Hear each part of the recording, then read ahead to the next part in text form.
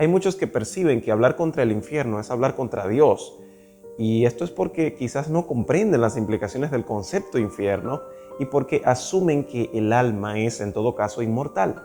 Pero la Biblia está llena de evidencias que descartan bajo un simple análisis la inmortalidad del alma y por lo tanto la falacia del infierno griego. Así que veamos 15 razones por las cuales no existe la inmortalidad del alma.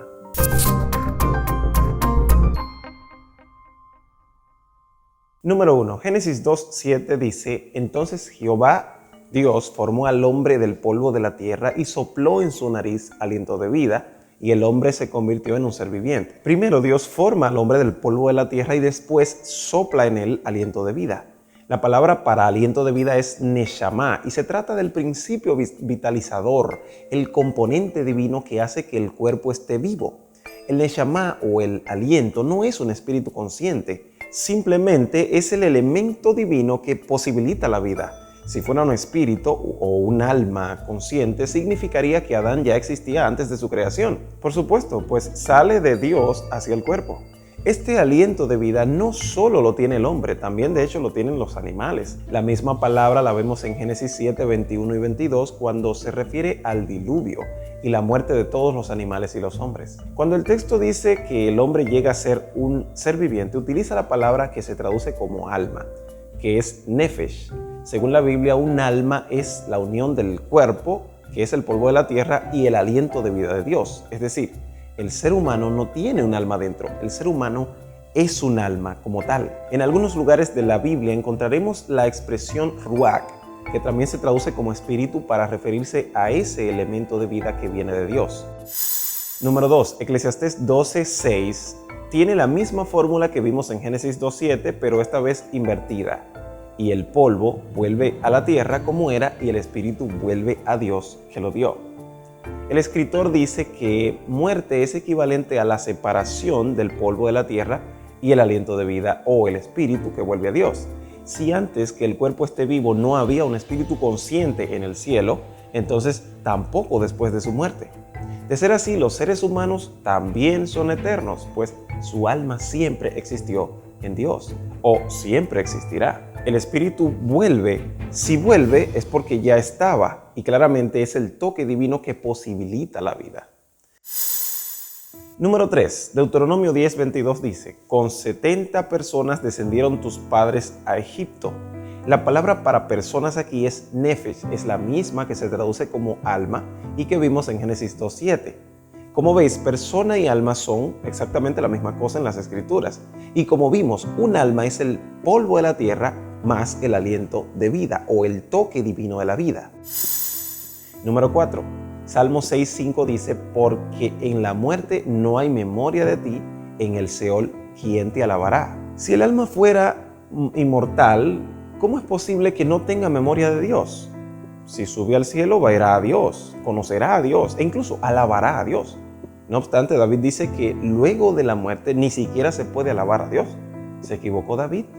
Y aun si fuera hablando de manera simbólica o poética, el texto no tiene sentido si el alma fuera inmortal. Para David, las personas se deshacen al morir. Si la gente al morir fuera al cielo o al infierno, definitivamente tendría memoria de quien lo puso en el infierno o quien lo llevó al cielo. No hay vida después de morir. Número 5. Romanos 6:23 dice: Porque la paga del pecado es muerte, mas la dádiva de Dios es vida eterna en nuestro Señor Jesucristo. Según la Biblia, la muerte es el resultado del pecado. Pregúntate, ¿qué problema habría en morir cuando eres un cristiano y tienes la seguridad de ir al cielo? Después de todo, vas a estar con Dios. En ese caso, la muerte no sería un problema, más bien sería la solución al pecado en la tierra. La Biblia afirma que el plan de Dios es anular por completo el reino de la muerte. ¿Por qué eliminar la muerte si no es más que un estado distinto de la vida, según los que creen en la inmortalidad del alma? No hay vida después de morir. Número 6. Eclesiastés 9:5 dice: Porque los que viven saben que han de morir, pero los muertos nada saben ni tienen más paga, porque su memoria es puesta en olvido. Entonces, según la Biblia, un muerto no tiene idea de nada. ¿A qué se debe esto? Sencillamente a que cuando llega la muerte, ya un alma o una persona deja de existir. Si las almas fueran llevadas al cielo o al infierno, entonces, ¿qué sin sentido sería castigar o glorificar algo o alguien que no tiene conciencia. Pero todo esto encaja perfectamente con la fórmula de la vida que vimos en el punto 1. No hay vida después de morir. Número 7. Eclesiastés 9:10 dice: todo lo que viniera a la mano para hacer, hazlo según tus fuerzas. Porque en el Seol, a donde vas, no hay obra, ni trabajo, ni ciencia, ni sabiduría. Este versículo es más claro que el anterior. Lo diré en español bueno: cuando te mueres, no hay nada, amigo. No hay vida después de morir. Número 8, Romanos 2:6 dice que el día del juicio y de la ira de Dios, Él pagará a cada uno conforme a sus obras. Vida eterna a los que perseverando en bien hacer buscan gloria y honra e inmortalidad. Si la gente va al infierno o al cielo, significa que ya recibieron su paga, por lo tanto, la Biblia se equivocó. Si el alma fuera inmortal, entonces entregar vida eterna a los que hacen el bien, como dice el texto, fuera una falacia bíblica, pues ya todo el mundo es inmortal. No hay vida después de morir. Número 9. Juan 14:1-3 dice: voy a preparar un lugar para ustedes, y si me fuere y os preparare un lugar, vendré otra vez y os tomaré a mí mismo, para que donde yo estoy, ustedes también estéis. Jesús viene otra vez y viene a buscar a sus hijos, pero hay un problema. Si las almas son inmortales, entonces, ¿a qué viene Jesús? De todas formas, ya cuando mueres vas a donde Él está. ¿Es otra falacia bíblica? En este caso, es otra evidencia de que no hay vida después de morir. Número 10. Hebreos 9:15 dice: por eso Cristo es mediador de un nuevo pacto, para que, interviniendo muerte para remisión de los pecados cometidos bajo el primer pacto, los llamados reciban la promesa de la herencia eterna. El escritor de Hebreos asegura que la muerte de Cristo es la que hace posible la herencia eterna. Es decir, nadie, por más justo que haya sido en vida, puede al morir ir a vivir con Dios eternamente, pues esa herencia eterna se recibe el día de la venida de Jesús, como lo vimos en Romanos 2:6. Número 11, 2 de Pedro 3:7 dice: pero los cielos y la tierra que ahora existen están reservados por la misma palabra, guardados para el fuego en el día del juicio y de la perdición de los hombres impíos. El apóstol Pedro dice que todo lo que hay, igual que la antigüedad, en tiempos de Noé, ha sido reservado para su destrucción total, pero esta vez con fuego. Esa destrucción con fuego incluye a los hombres impíos. Entonces, los hombres impíos no van a un lugar de fuego y tormento al morir, pues el fuego los destruirá el día del juicio y de perdición, junto con todo lo que existe en la tierra. Esto definitivamente descarta un fuego interminable, pues no sería una destrucción.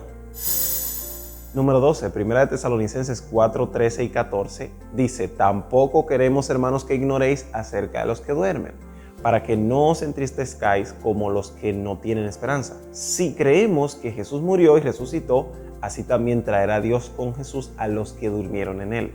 Pablo dice los que duermen, refiriéndose a los que han muerto, y añade: no se entristezcan por ellos.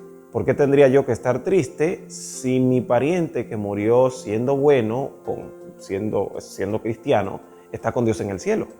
Su muerte no ha sido algo malo, sino algo bueno. Pero el apóstol dice que así como Jesús resucitó de la muerte, los muertos en Cristo también resucitarán.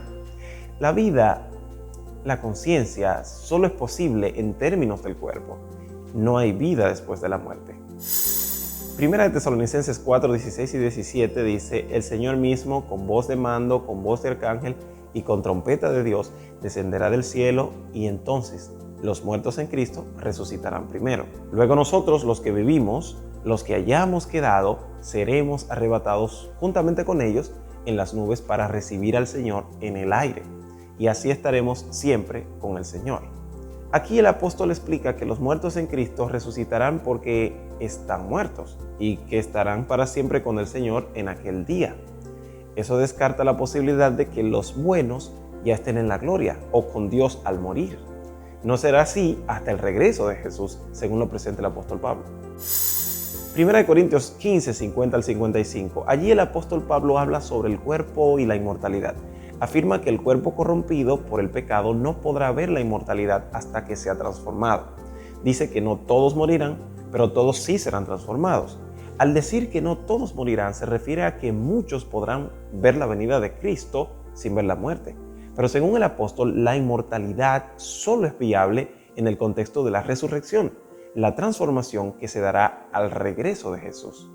Por esa razón, no hay vida después de morir. Por último, ¿por qué temer a morir si pasas a un mundo mejor? Pareciera no tener sentido escapar a toda costa de la muerte, gastar una fortuna inmensa tratando de salvar un cuerpo, si lo mejor que hay es morir. Pues si mueres, vas a un mejor lugar, tu alma estará en el cielo. Estarás con Dios, podrás cantar, alabarlo, podrás disfrutar de las maravillas eternas y de una vida espiritual sin precedentes y llena de felicidad, a menos que no sea así. La Biblia habla bastante de la resurrección. Si al morir vamos al cielo, ya estamos en un mundo espiritual. Y el mundo espiritual siempre será mejor que el mundo físico. ¿O no? Claro, este punto 15 ya lo mencioné, pero es que no es razonable ver la muerte con temor si asumimos que es buena esencialmente. Todas estas son evidencias incuestionables de lo siguiente. Primero, el pecado entró y generó la muerte. 2. Dios envió a Jesús para que su muerte sin pecado pueda darnos acceso a la salvación y a la inmortalidad. Y 3. Habrá un grandioso momento de resurrección donde todos los muertos verán a Jesús, algunos para recibir la vida eterna y otros para ver al Redentor que rechazaron y después morir para siempre. Si a pesar de todas estas evidencias bíblicas, alguien decide seguir creyendo en que existe un alma inmortal en cada persona o en cada cuerpo, entonces ya es una decisión personal, no un principio bíblico. O podría tratarse de un error hermenéutico. Entendamos algunos textos que se utilizan para referirse a la inmortalidad del alma. Mateo 5:30 dice: si tu mano derecha te es ocasión de caer, córtala y échala de ti, pues mejor te es que se pierda uno de tus miembros y no que todo tu cuerpo sea echado al infierno. Lo mismo lo vamos a ver en Mateo 5:29, 5:30, 10:28, 18:9, Marcos 9:43, 9:45, Lucas 12:5, Santiago 3:6, entre otras. La palabra para infierno en todas estas referencias es Gehenna y es una transliteración de las palabras hebreas Ge-Hinnom, es decir, Valle de Hinnom. En este video que dejo por aquí te explico por qué razón este valle era tan significativo para los judíos en la escatología, pero te lo voy a resumir. En el Valle de Hinnom, algunos de los reyes antiguos de Israel lo habían utilizado para realizar sacrificios y actividades de culto prohibidas. Toda esa depravación le atribuyó un significado trascendente al valle. Por esa razón Jesús hace mención del Valle de Hinnom en el contexto de la perdición de los impíos, que casualmente en tiempos de Jesús era un lugar de desechos y desperdicios. Entonces, cuando lees que la Biblia habla de infierno, suponer que las personas están quemándose en el Valle de Hinnom, que está en Jerusalén, sería lo más lógico, pues infierno en el texto es precisamente ese lugar. Es evidente que el problema no está en que la Biblia se contradiga con todas las evidencias de la no inmortalidad del alma en contraposición a las expresiones de infierno. El error está en no identificar el verdadero significado del concepto de infierno en esas evidencias. Sí, la Biblia hace referencia al infierno en varias ocasiones, pero no se trata del infierno que tú crees que es y que hemos heredado de la mitología griega. No es el mismo concepto y no implica de ninguna manera la existencia de un ser fuera del cuerpo. El infierno para Jesús era el momento de aniquilación total que sucedería el día del juicio de Dios, y también lo era para los judíos de su tiempo. El alma, bíblicamente, es la persona de manera integral. Secularmente es un concepto heredado de los griegos, de Platón para ser más exactos. Según este concepto, el cuerpo es como una prisión de un elemento consciente llamado alma. Pero esta creencia no es bíblica. En Lucas 16:19 aparece un relato que se ha llegado a admitir como una historia real. Pero si se observa el contexto del sermón de Jesús, se evidencia, sin tener que anunciarlo, que se trata de una parábola. En tiempos de Jesús había una creencia secular que sostenía que las personas al morir eran trasladados conscientes al cielo hasta la resurrección. Jesús aprovechó esa creencia para presentar el mensaje clave de aquel sermón. Las oportunidades para vivir correctamente las tenemos mientras estamos vivos. Jesús ni siquiera estaba interesado en enseñar cómo funcionaba la cosa de vivir e ir a la gloria o al infierno. De hecho, la expresión que utiliza para el lugar donde estaba el rico ni siquiera fue Gehenna, que es la palabra que se traduce para infierno en las evidencias que vimos. Había una leyenda egipcia llamada Bar Mayán. Esta historia legendaria se parecía mucho a la contada por Jesús. Jesús pudo muy bien haber utilizado esa leyenda para formar su propia parábola. Jesús nunca habló contra las escrituras de su tiempo y eso nos hace preguntar, ¿por qué Jesús presentaría una verdad contraria a la Biblia de su tiempo? Pues en todo el Antiguo Testamento se habla de la muerte como un estado de inconsciencia. La respuesta es porque no era una verdad, sino una parábola para enseñar una verdad.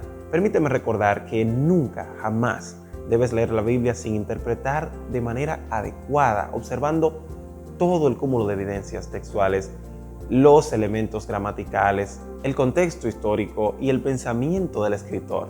Leer y conformarte con lo que lees a simple vista terminará haciendo que veas muchas incongruencias y contradicciones bíblicas. Si crees en el infierno griego o la inmortalidad del alma, te invito a analizar por ti mismo cada una de estas evidencias y continúes creciendo en la palabra de Dios. En cierto modo, alguien diría que esta creencia no es un problema para la salvación. Sin embargo, es un problema enorme frente a la realidad del pecado y las implicaciones del gran conflicto. Los que creen en la inmortalidad del alma no se dan cuenta de que la inmortalidad es un regalo inmerecido que reciben los justos al regreso de Jesús. Y la muerte, en lugar de ser una bendición para el alma, es una maldición que Jesús con su propia muerte quiso eliminar. Tú decides qué creer, pero ve a la Biblia sin prejuicios y escudriñala con amor. Pues recuerda, la Biblia es para todos. Gracias por vernos.